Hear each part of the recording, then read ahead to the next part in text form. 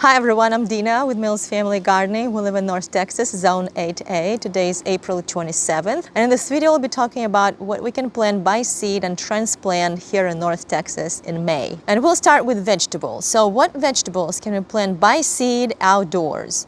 And those are corn. Now, corn is better to be planted in early May because it's getting too hot and corn does not grow well when it gets too hot in Texas in the summer.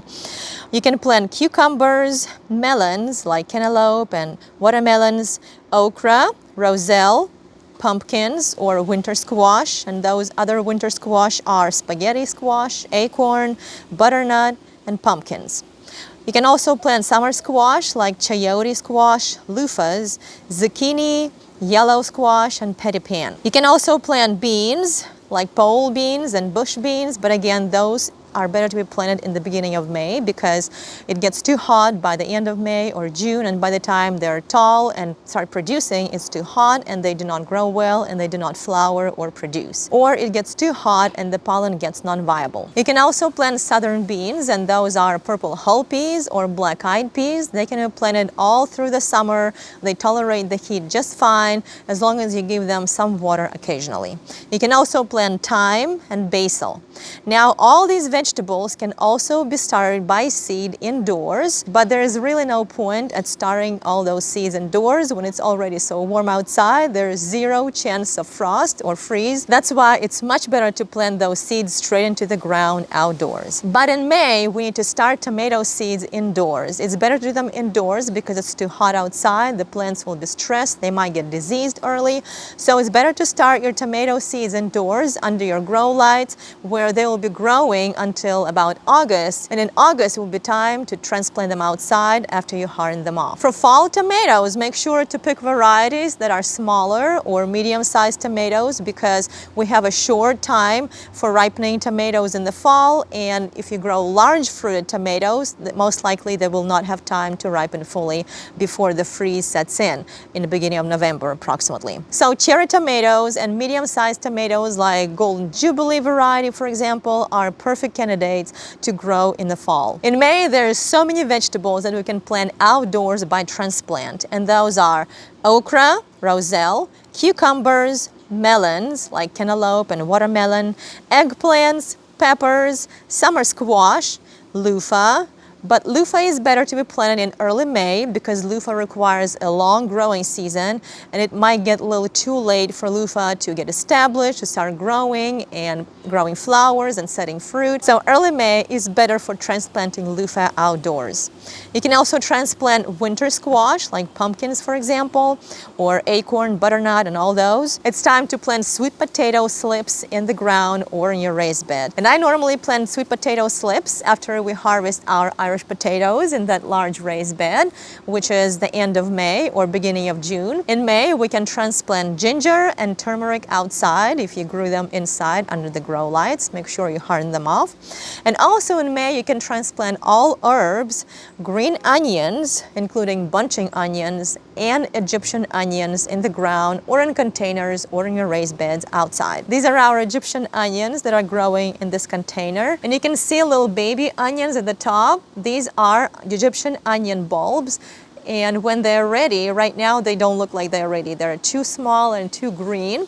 But when they get a little drier, maybe late May or beginning of June, I can remove them from the main plant, separate the little bulbs, and plant them individually in containers or straight in the ground. When it comes to sweet potatoes, you don't have to necessarily plant sweet potato slips, even though you will get more sweet potato tubers out of those slips. Instead of the slips, you can simply bury a sweet potato in the ground or in a container, and it will grow roots and new tubers for you. Now let's talk about what flowers we can plant by seed directly outdoors. And those are zinnias, sunflowers, marigolds, calla lilies, canna lilies, gladiolus, old-fashioned lilies or all-day lilies, caladiums, and also elephant ears. When it comes to zinnias, sunflowers, and marigolds, they all drop their seeds readily on the ground.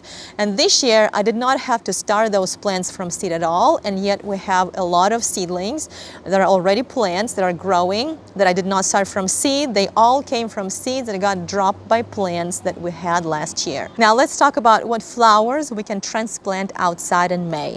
And those are gomphrena, celosia, zinnias, echinacea, sunflowers, vincas, pentas, begonias, coleus, cosmos, impatiens, salvias, marigolds, and lantana. And like I said, zinnias, sunflowers, and marigolds, they easily drop seed and grow from last year's seeds, so most likely you already have volunteers in your garden if you grew them the previous year.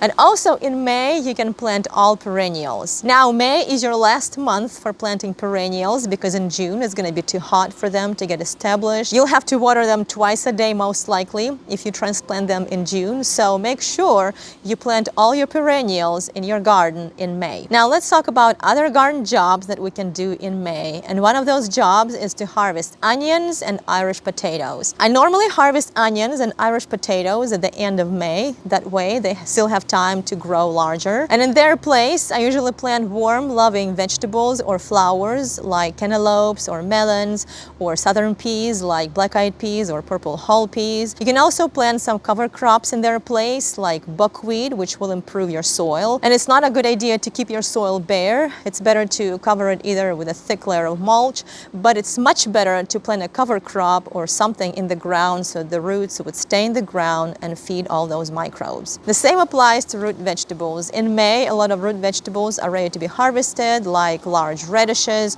or beets or turnips, and in their place you can plant all warm weather loving vegetables or flowers or cover crops. During the month of May, make sure to keep deadheading your flowers, either annuals or perennials. For example, cosmos will put out more flowers if you keep deadheading and removing spent flowers. And also make sure to weed your garden beds and apply a thick layer of mulch around your plants. Now, if you're going to use leaf mulch, be careful with it because roly-polies like to congregate underneath, and if you keep your leaves real close to your vegetables or seedlings, then roly-polies will congregate under the leaves and will happily munch on your seedlings. Now, when the plants are more mature and larger in size, they should not be bothered by roly-polies, but still keep an eye on your plants wherever you apply leaf mulch. Also, the month of May in Texas can be very hot. We can have temperatures that go up in the 90 degrees Fahrenheit or even higher sometimes. So if your peppers, eggplants, or tomatoes are struggling, or if you notice some sunburn on your tomato fruit or peppers or eggplants, make sure to apply 40% shade cloth over your plants, and they'll be much happier under the shade cloth. And that's what we plant in May. We're certainly enjoying all the flowering plants in our garden in May. I hope your gardens are doing really well too. Thank you so much for watching this video and have a great day.